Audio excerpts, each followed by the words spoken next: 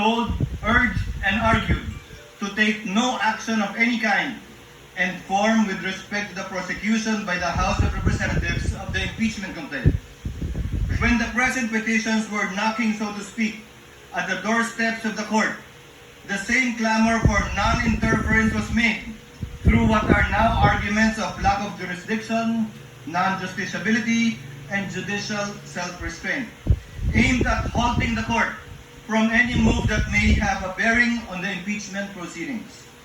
The court did not heed the call to adopt a hands-off stance as far as the question of constitutionality of initiating the impeachment complaint is concerned. What lies in here, is an issue of genuine constitutional material which only the court can properly and competently address and adjudicate in accordance with clear-cut allocation of powers under our system. The claim, therefore, that the court, by judicially entangling itself with the process of impeachment, has effectively set up a regime of judicial supremacy is patently without basis in fact and in law, because it is not at all the business of the court to assert dominance, judicial dominance, over the other two great branches of government. Rather, the raison d'etre of the judiciary is to complement the discharge by the executive and legislative of their own powers to bring about ultimately the beneficial effects of having founded and ordered our society upon the rule of law. Mr. President, distinguished colleagues, the institution that is the Supreme Court, together with all other courts, has long held and been entrusted with the judicial power to resolve conflicting legal rights regardless of the personalities involved in their suits or actions. The court has dispensed justice over the course of time, unaffected by whomsoever stood to benefit or suffer therefrom, unafraid by whatever imputations or speculations could be made to it, so long as it rendered judgment according to the law and the facts. No one is above the law or the Constitution. This is a basic precept in any legal system which recognizes equality of all men before the law as essential to the law's moral authority and that of its agents to secure respect for and obedience to its commands. Perhaps there is no other government branch or instrumentality that is most zealous in protecting that principle of legal equality other than the Supreme Court, which has discerned in its meaning and ramifications through its application of numerous cases, especially the high-profile kind in the annals of jurisprudence. The Filipino nation and its democratic institutions have no doubt been put to a test once again by this impeachment case. Accordingly, the court resorted to no other than the Constitution in search for a solution to what many feared would ripen to a crisis in government. Sa muli, magandang gabi po sa atin lahat. Hindi ko po salita mga sinambit ko na ilang minuto.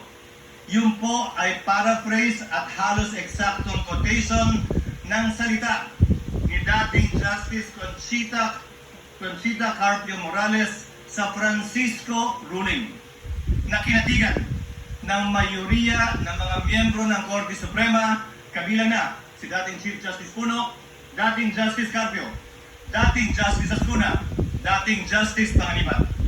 Ano nga ba itong Francisco ruling na pinag-uusapan natin ito? Ano nga ba ang pinagkaiba nito sa kasalukuyan nating hinaharap? At bakit ko ba ito tinatanong? Ginoong Pangulo, bahagi ako ng Kongresong nagtangka na i-impeach si dating Chief Justice Davide. Bakit ko sinabing tangka? Dahil pinigilan po kami ng Korte Suprema. In-enjoin at nag-issue ng TRO ang Korte Suprema at ito yung desisyong yun. Francisco, case na palaging sinasite po natin. Ano bang pinagkapareho? Ang aligasyon laban sa nasasakdal noon na si Chief Justice Davide, kaugnay din ng corruption. Daang milyon din. Ang pinag-usapan, initiation of impeachment na dapat sole prerogative din ng Kamara. Ang pinag-usapan, ano bang definisyon ng initiation na dapat sole jurisdiction din ng Kamara? Ang tanong ko po ay simple. Noong mga panahon yun, nasaan po lahat ng nagre-reklamo ngayon at nagko-question sa desisyon ng Korte Suprema? Yung mga maestradong nagko-question ngayon na retirado na, bumoto sila pabor doon. Subalit ngayon, tila ng iba ang posisyon. Ano nga ba ang pinagkaiba kung meron man? Klaro ang pinagkaiba. iba ang pangalan ng nasasaktan. Today, Mr. President, distinguished colleagues, the very supremacy of the Supreme Court is being called into question, and with it, the very foundation of the rule of law. As Senate President and as a member of this chamber, and as a member of the bar, I will not sit idly by and allow this. At stake is the very idea that justice should be governed by laws that apply to all, equally to all, rather than the whims and caprices of public opinion. As Justice Frankfurter once said, if one man can be allowed to determine for himself what is law, every man can. That means first chaos, then tyranny. Legal process is an essential part of democratic process. Whether it's a mob or a minority, bias and prejudice blinds, divides, and destroys. Former U.S. Supreme Court Justice Sandra Day O'Connor also said it best. The law provides necessary continuity amidst our constantly shifting political landscape. It guarantees everyone will be treated equally, whether they are in today's or yesterday's majority, so they know what to expect, whether what they do is popular or unpopular at the time. The courts, Mr. President, with the Supreme Court of the Help, are the guardians of the rule of law, making sure everyone plays by the same rules and receives equal justice. For the rule of law to prevail, the High Court must act as a compass, not as a political cheerleader, impartially applying the law by calling out violations, not swayed by public opinion or political allegiance. Respect for the rule of law, Mr. President, requires all of us to adhere to final or immediately executory decisions of the court, even when there is a winner and a loser, to avoid deadlocks and maintain legal order. Respect for the rule of law does not bar disagreeing with court decisions, nor from forming our own opinions on the meaning and intent and letter of the spirit of the Constitution. However, we must also have the humility to accept when we are wrong once the Supreme Court has already decided. Respecting the court only when you win or when it aligns with your belief is not respect for me. It is plain arrogance or what called a power play. Cherry-picking court rulings destroys the judiciary's purpose. Disobeying the High Court's decision is a violation of the law because under our Constitution, decisions of the Supreme Court form part of the law of the land. I make these remarks, Mr. President, amidst recent calls for this august body to disregard the Supreme Court's recent ruling in Duterte v. HOR. These calls for judicial disobedience have been aided and abetted by so-called legal luminaries and experts who fancy their wisdom and knowledge of the Constitution as better, higher, more supreme than that of the Supreme Court.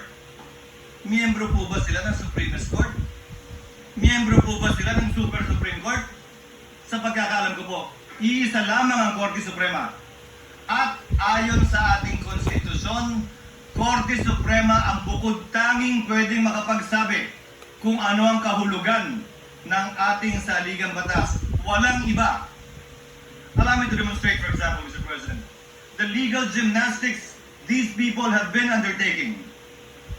In the past, and I've borne the brunt of this, sabi nila, forthwith ang sinabi sa Senado, ibig sabihin agad-agad. Despite the rulings of the Supreme Court that say it is within a reasonable time. Pero doon na tayo sa agad-agad.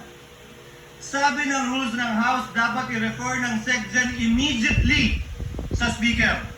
2 buwan bago niya ginawa yun. Oh, okay lang sa kanila. Hindi naman sila nagreklamo. Immediately po ang gamit ha. Hindi forthwith. Sabi naman ngayon ng Korte Suprema, immediately executory. Ay, teka lang. Hintayin muna natin. Hindi ba final? Kapag ka-convenienteng gamitin yung mga salita pabor sa posisyon nila, edi okay lang. Kapag ka hindi naman, ay hindi rin. Hindi po ganoon dapat yun. Hinihiling nila ngayon sa Senado na ipagpaliban muna ang anumang aksyon para hintayin ang anumang desisyon nito kaugnay sa motion for reconsideration na inihain ng Kamara sa Korte Suprema. Subalit tulad na may paliwanag na kanina kaugnay ng motion na pinagbobotohan natin ngayon, kung magbago man ang Korte Suprema sa kanilang desisyon na unanimous noong July July 25, 2025, meron pong paraan at proseso pa ang Senado para sundin ang bagong desisyon niyan ng Korte Suprema kung sakasakaling mangyayari po yan. In the past, it was also said, nauna nagsalita si Senator Pato, bawal daw at walang karapatan mag-motion ang sinumang senator judge. Dahil trabaho daw ng depensa yon. Eh bakit yung mga parehong tao yung pinag-uusapan? Dapat maghain tayo ng motion for reconsideration. Hindi ba trabaho din ng prosecution yon?